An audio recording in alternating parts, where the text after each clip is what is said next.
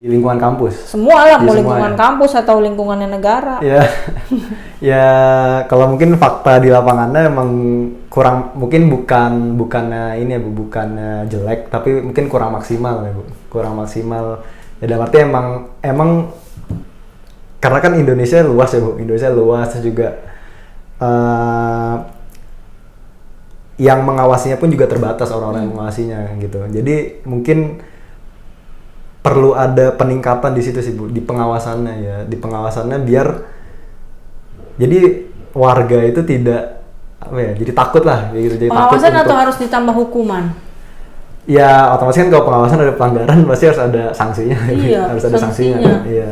Dan sanksinya harus yang realistis ya. Biasanya tuh sanksi-sanksi tuh nggak kayak realistis gitu Bu, kayak maksudnya benar-benar bisa dikenakan lah ke orang tersebut gitu. Misalnya kayak sanksi misalnya dia ngelanggar apa, sanksinya yang nggak harus terlalu jauh, mungkin denda berapa, 50.000 itu sama apa gitu. Jadi yang benar-benar realistis dan benar-benar Yang langsung di tempat gitu ya. yang bisa Kan kayak kayak- waktu di depan kampus kita yang pada nggak pakai masker, Ya, disuruh ya. bersihin, Nah, bersihin yang kayak gitu. jalanan Ya gitu. mungkin kalau yang kayak gitu-gitu lebih bisa mungkin tuh kan ranahnya kecil ya. Iya, Kalau misalnya iya. negara kan gede. Iya.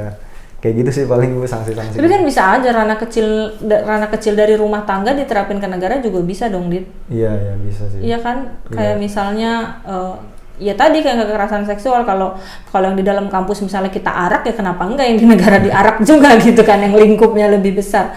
Iya. Jadi sebenarnya ya nggak tahu ya setuju atau enggak gitu kan, semua orang bahwa punya pendapatnya masing-masing. Tapi kalau menurut saya semua RU-nya itu udah bagus gitu. Setiap tahunnya ada perbaharuan atau beberapa tahun sekali ada perbaharuan, ya monggo karena menyesuaikan keadaan gitu kan. Tapi kalau pengawasannya ya gitu-gitu aja lah ya, cuman ya atau enggak cuman sekedar cekrek foto gitu bukti laporan kegiatan, ya sampai kapanpun nggak akan, atau cuman di awal-awalnya doang gitu. Iya biasanya gitu.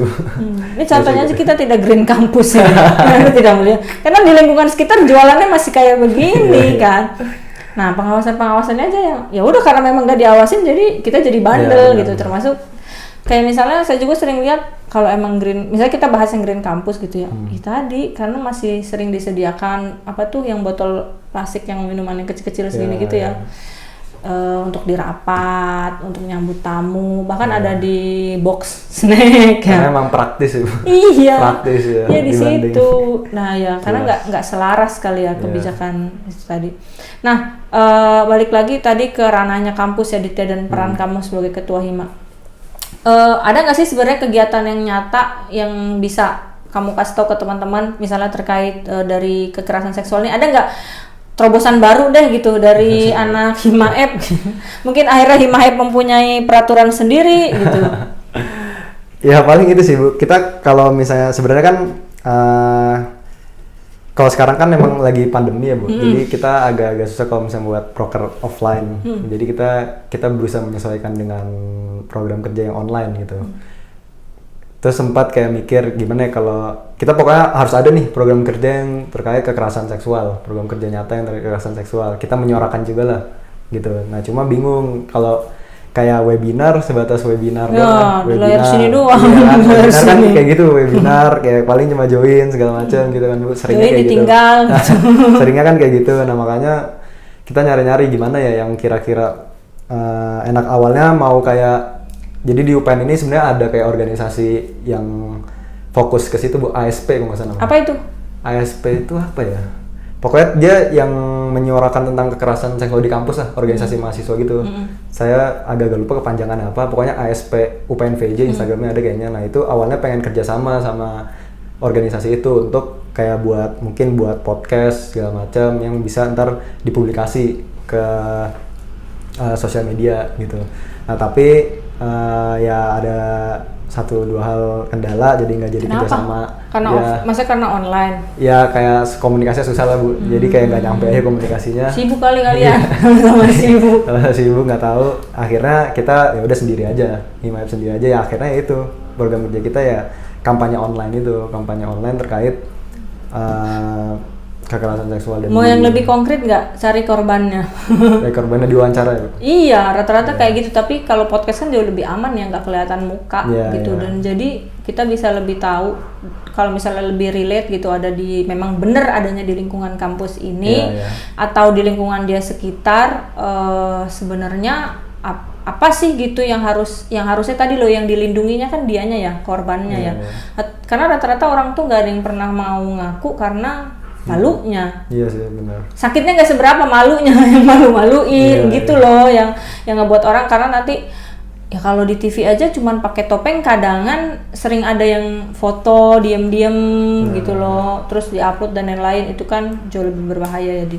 Sebenarnya ide bagus sih Bu, kayak wawancara korbannya. Cuma ya tapi kan itu harus ini ya Bu, harus bener lah ya wawancara. Iyalah. Mungkin ya harus kerja mungkin sama ada sama yang dari jurusan psikolog gitu kan, mereka yang punya pertanyaan yang lebih ngerti lah gitu. Tapi kita kan mengangkat bahwa dari sudut kebijakan yang mau diterapkan, atau ya harapan saya sih kayak HIMA itu kan himpunan mahasiswa, jadi kan sebenarnya jadi contoh ya. Dulu tuh kita tuh jadi contoh, kalau di kampus saya tuh dulu paling ditakutin deh kakak-kakak HIMA itu, nggak ada yang berani macem-macem gitu.